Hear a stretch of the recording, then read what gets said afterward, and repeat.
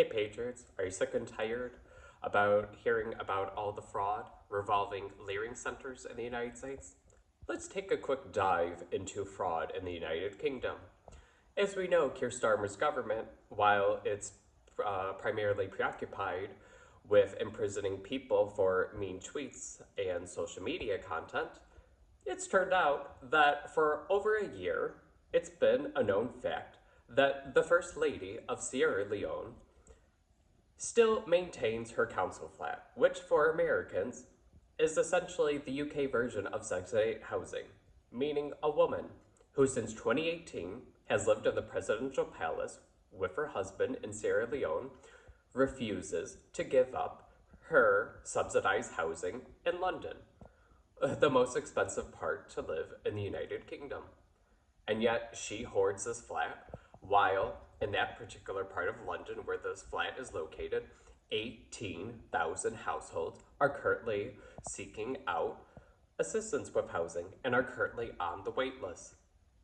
And yet this council has been contacted with these results saying it's clear that she's not living there as her primary residence, particularly because, since she's First Lady, she's constantly videoed going around different parts of the country, even on her own without her husband, doing her own visits.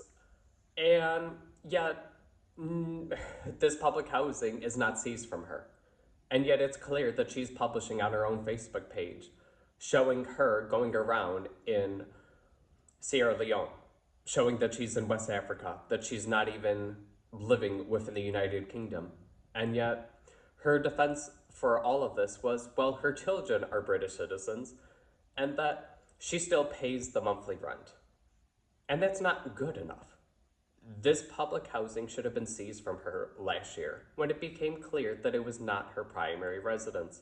And it also shows, why is there no investigations into making sure that the people who were originally given these council flats are still living there primarily? Because you're not allowed to sublet it. You're not allowed to live typically in another part of the UK while maintaining this flat. And yet she has had this flat since 2007, meaning for almost half the time that she's had it, she's now living in the presidential palace with her husband, the leader of Sierra Leone. She's stealing this subsidized housing from someone else in need in the United Kingdom. And yet Keir Starmer is preoccupied with what people post on social media. And the worst part is, too, that the BBC tried to soften the blow of this corruption by saying, oh, well, she was a driving force in banning child marriage in Sierra Leone. Yes, good for her, but that doesn't mean that she gets to steal a council flat that someone else needs in order to live on and not be homeless on the streets. As people have pointed out, there's an estimated 100 homeless soldiers who could easily need this housing, and yet she's hoarding it, and the council refuses to take any action, which is disturbing considering it's now estimated, over 13,000 people have been arrested for social media posts, but nobody in the United Kingdom is able to take action against the First Lady of Sierra Leone for hoarding housing assistance.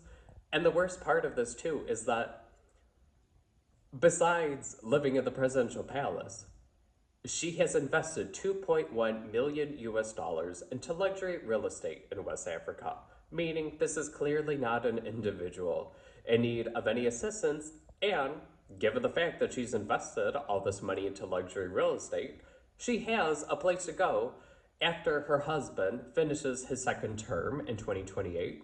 And considering the current constitution, sure, he cannot run for re-election, but she's a very wealthy woman now. She does not need this assistance. Enough is enough. Where are the priorities of the UK? You have people who need this housing assistance. And yet, nothing's been done for over a year. Obviously, the council refuses to comment on this particular matter, but it is disturbing.